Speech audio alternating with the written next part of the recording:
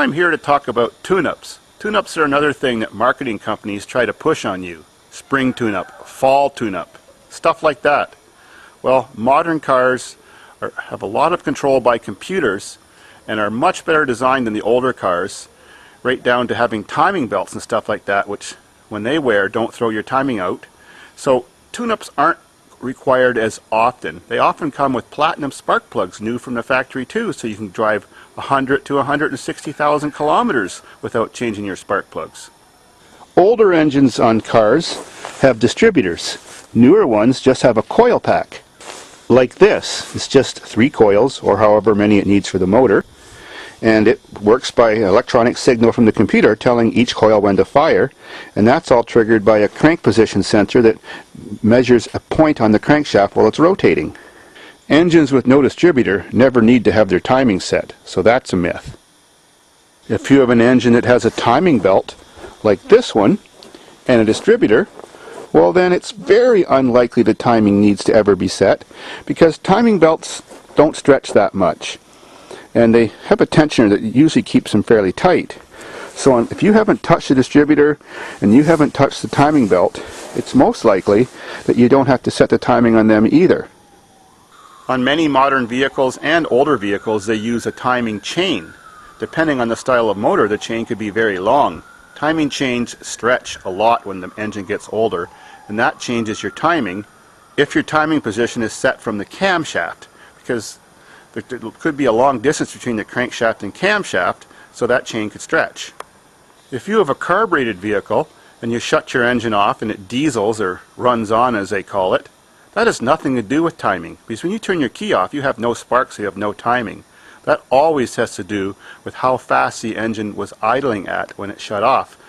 The faster it idles, the more likely it is to keep running on, and especially if the motor's hot.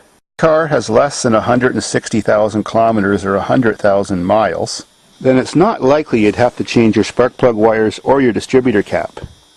One way to know when you need to change your wires or cap is your engine tends to misfire during acceleration or idle or rough idle.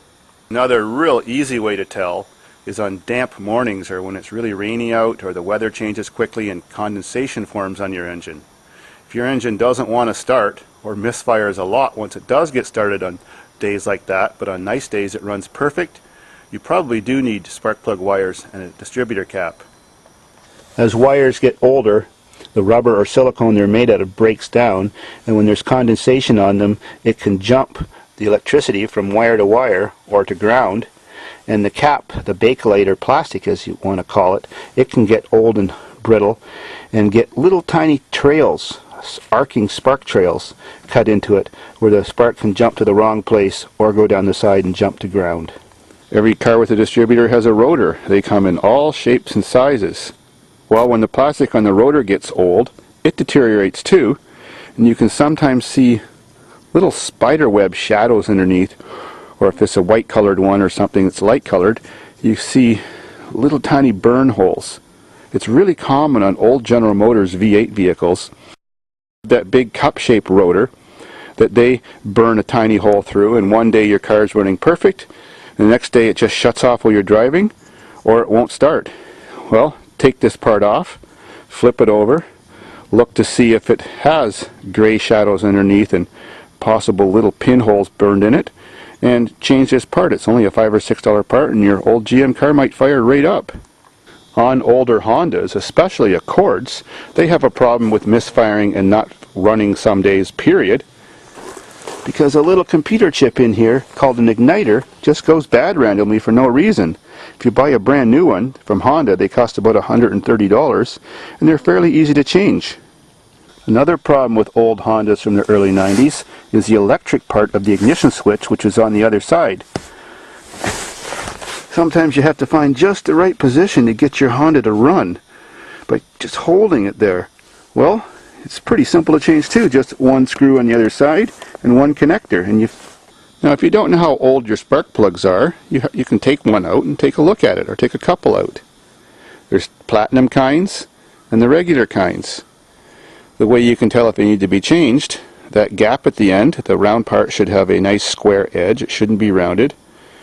The gap should be what it's supposed to be, whether that be 45 thousandths or 60 thousandths of an inch.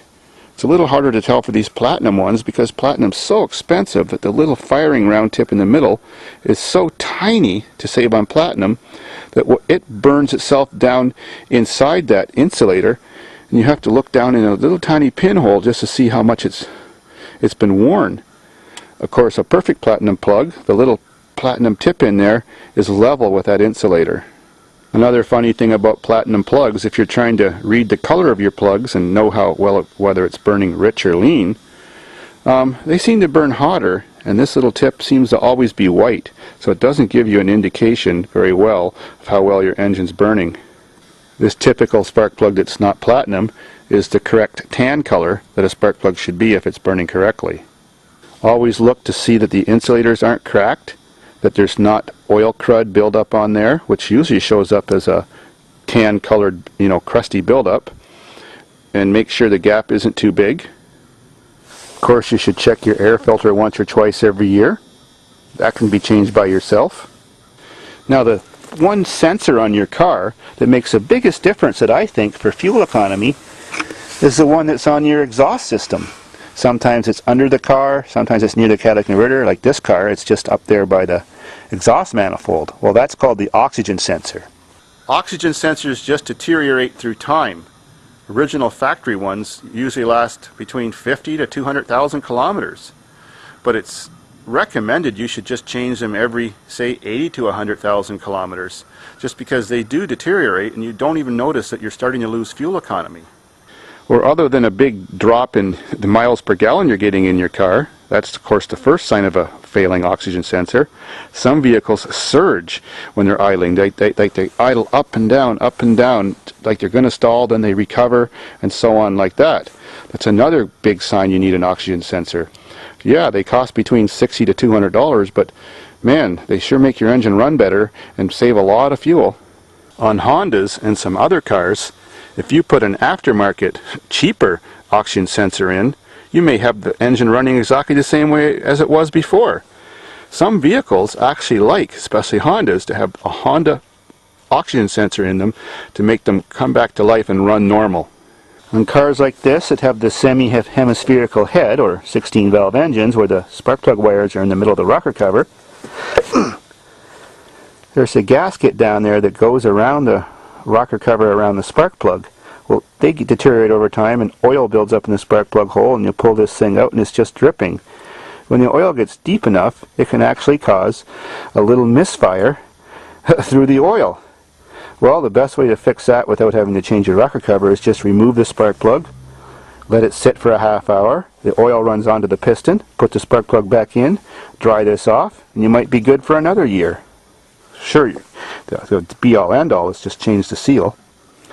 On cars like this where they have the long stock, many cars have these now that goes to the spark plug. Could be hard plastic. You get microscopic arcing holes burnt through them too, and the engine is misfiring all the time or only when you accelerate. The redneck repair is just wrap lots of black electrical tape around the affected wire, so long as it still fits in the hole, and the misfire goes away. If you want to spend some money, well, then change your wires.